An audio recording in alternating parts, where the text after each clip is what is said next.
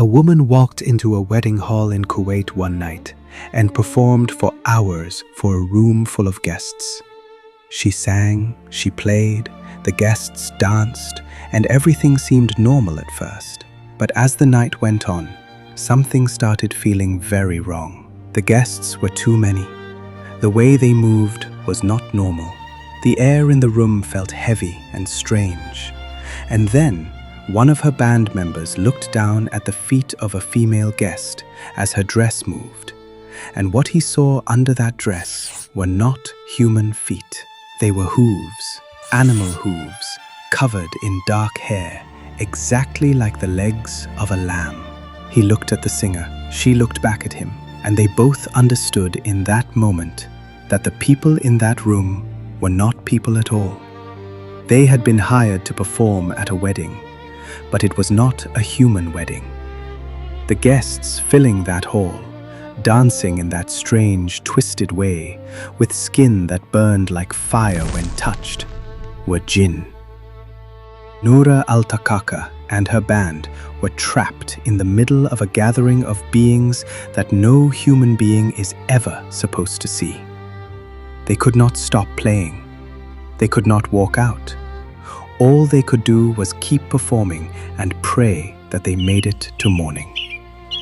This is the true story of Noura Al-Taqaqa, the Kuwaiti singer who played at a Jinn wedding, and this story has been told in Kuwait for 30 years because no one who hears it is ever able to forget it.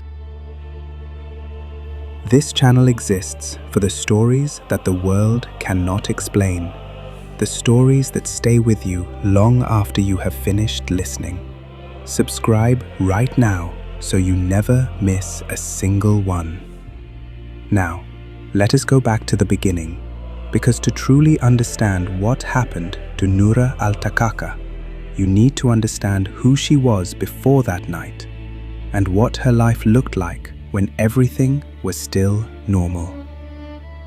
Noura Al-Taqaqa was one of the most respected and most booked wedding singers in Kuwait during the late 1980s and the 1990s.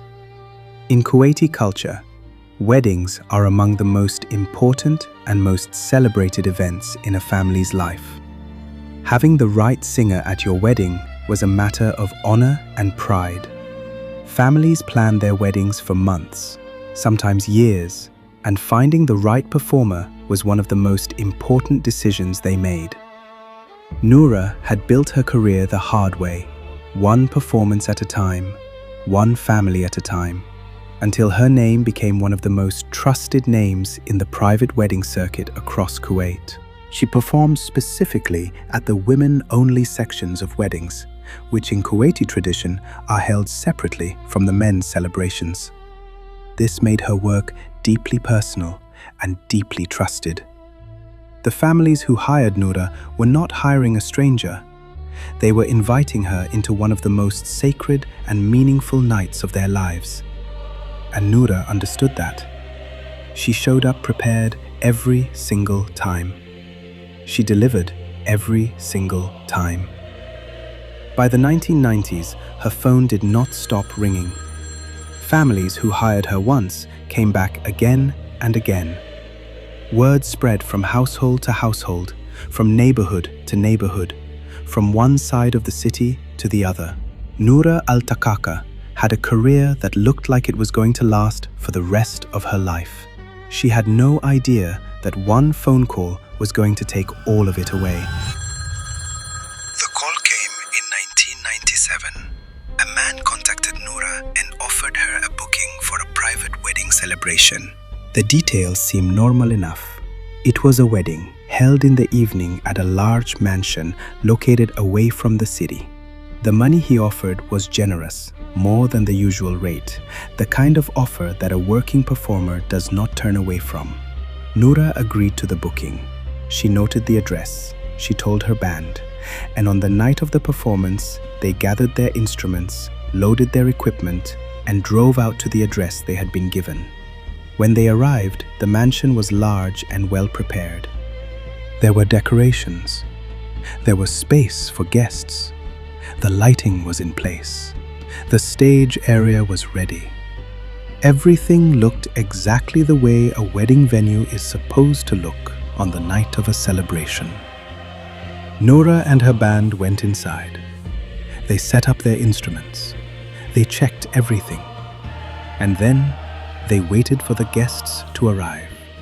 The way performers always wait in that quiet time before a celebration begins. The calm before the music starts and the night comes alive. There was nothing in those first moments to suggest that anything was wrong. There was nothing to make Noura look around that hall and feel afraid. It was a wedding venue. She had been in 1,000 wedding venues. She knew exactly what this was supposed to look like, and it looked exactly right. She had absolutely no idea what she had walked into. Around 10:30 that night, the guests began to arrive, and from the very first moment they started coming through the doors, something felt wrong. Noura could not yet name what was unsettling her, could not yet point to any single thing and say, "That is the problem." But something in the air of that room had shifted, and her body knew it before her mind did. The guests kept coming, and they did not stop. More and more of them poured through the doors in a steady stream that seemed too large for the size of any normal wedding. They filled the hall, and the hall kept filling. But it was not just the number of them that was wrong. It was the way they moved. It was the energy they carried with them into that room. It was the feeling that settled over Noura as she watched them that was impossible to describe, but impossible to ignore. These were not people behaving the way people behave at a wedding. There was no laughter, no familiar chatter, no warm noise of women celebrating together and greeting each other with joy. The sound in that room was different. The feeling in that room was different. And Noura Al-Taqaqa, standing on that stage with her instruments ready and her band beside her, began to perform. Because that was what she had been hired to do. And she pushed the feeling down and she played. But the feeling did not go away. It grew. As the guests danced, Noura watched them and felt something cold settle inside her that had nothing to do with the temperature of the room. The way they danced was not normal. It was twisted and hypnotic, the kind of movement that did not follow any music she recognized, as though the bodies in front of her were responding to a sound that only they could hear. Something underneath the music she was playing, something older and darker and completely out of reach. Noura kept playing.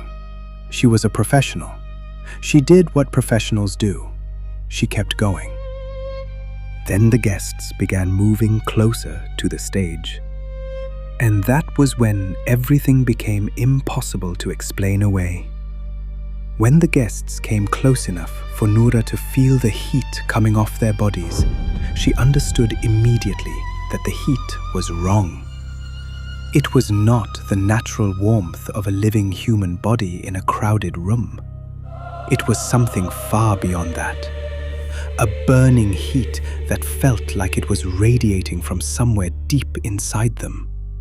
As though whatever was inside those bodies was made of fire and barely contained by the skin holding it together. Noura reached out, or a guest reached toward her. And what she felt was not skin the way skin is supposed to feel. It was hard. It was rough. It had a texture that no human body has ever had. And the temperature of it was like touching something that had been sitting in a fire. Noura looked at her band members, and they were already looking back at her.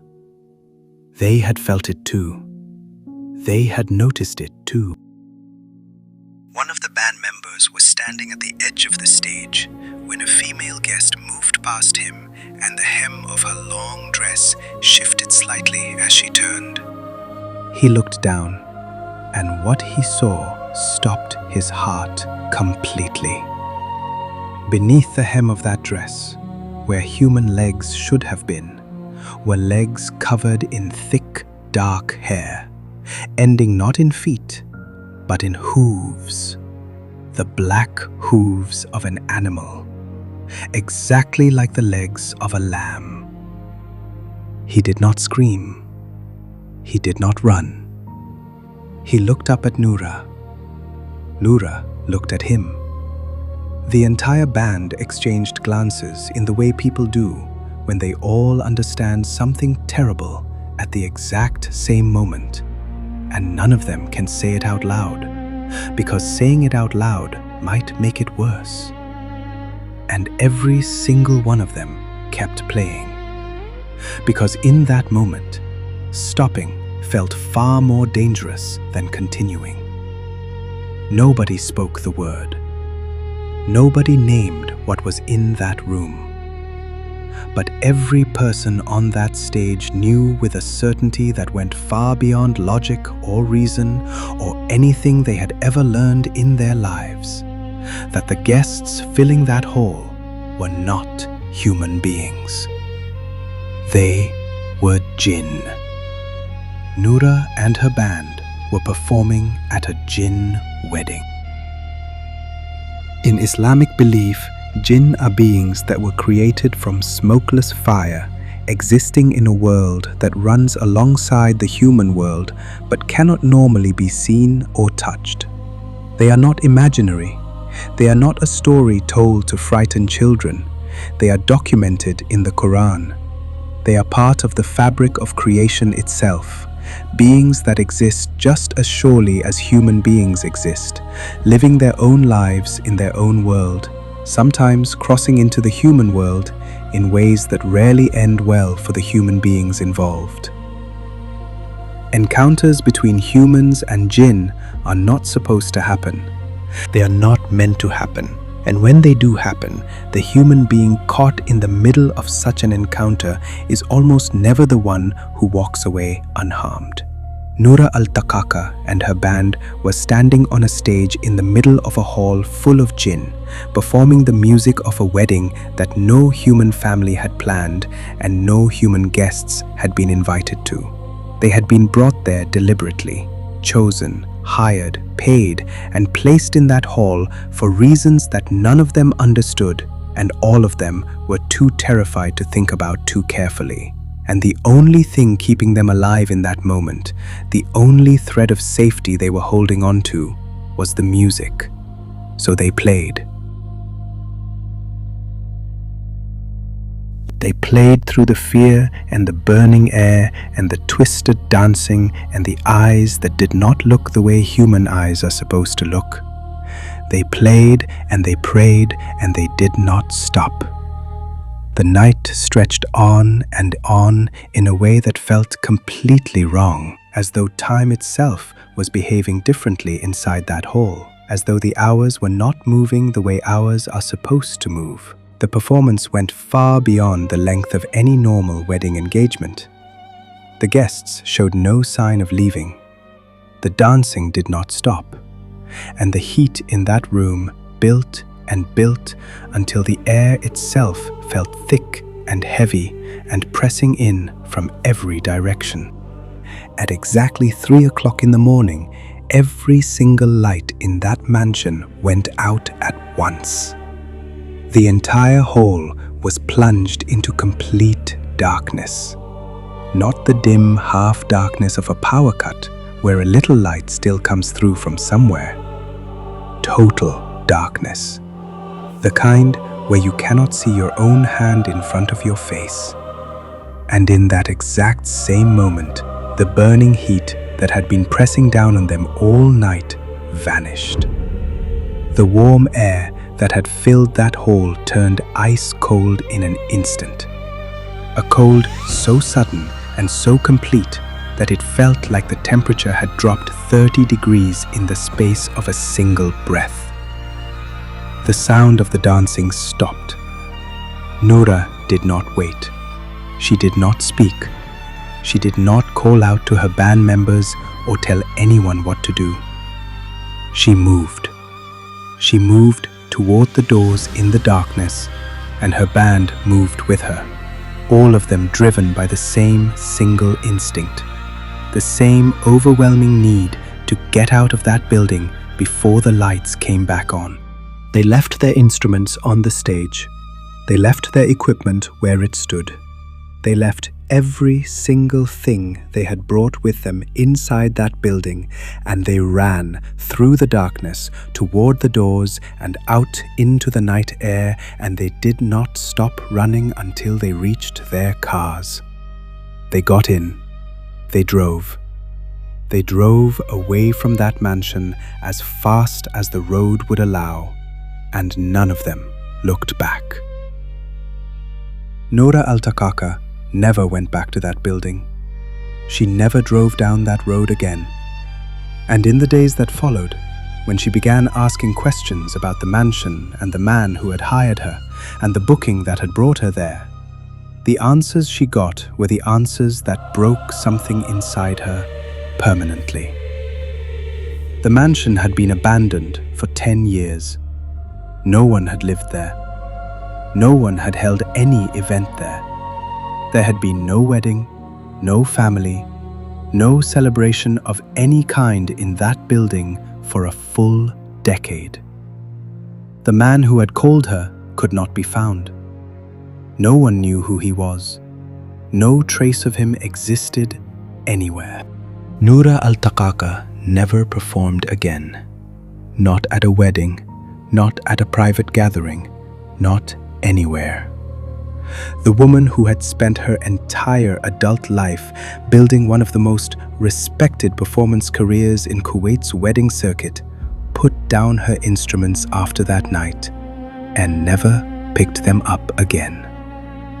The career she had built year by year and performance by performance, the reputation that had taken her a lifetime to earn, the identity that had defined everything she was, and she never spoke about the reason in public for many years. The story of what had happened to her that night traveled anyway, the way stories like that always travel, from person to person, from family to family, quietly at first, and then louder and louder until it became one of the most well-known and most repeated stories in Kuwait. Parents began using her story to warn musicians who accepted last-minute bookings without verifying who was calling and where the venue actually was. Taxi drivers in Kuwait City began refusing certain fares after midnight to certain streets, citing the story of the singer who played for Jinn and lost everything. The story moved from one generation to the next, carrying with it the weight of something that felt too specific and too detailed and too devastating to be something someone had simply made up. If Noura and her band were truly trapped in a hall full of Jinn that night, why were they allowed to leave when the lights went out? In almost every documented account of human beings encountering Jinn, the human being does not simply run away unharmed. Something allowed them to escape. Something chose to let them go. And the deepest question of all, the one that no one has ever been able to answer, is what happened to Noura in the years after that night? Where did she go? Is she still alive?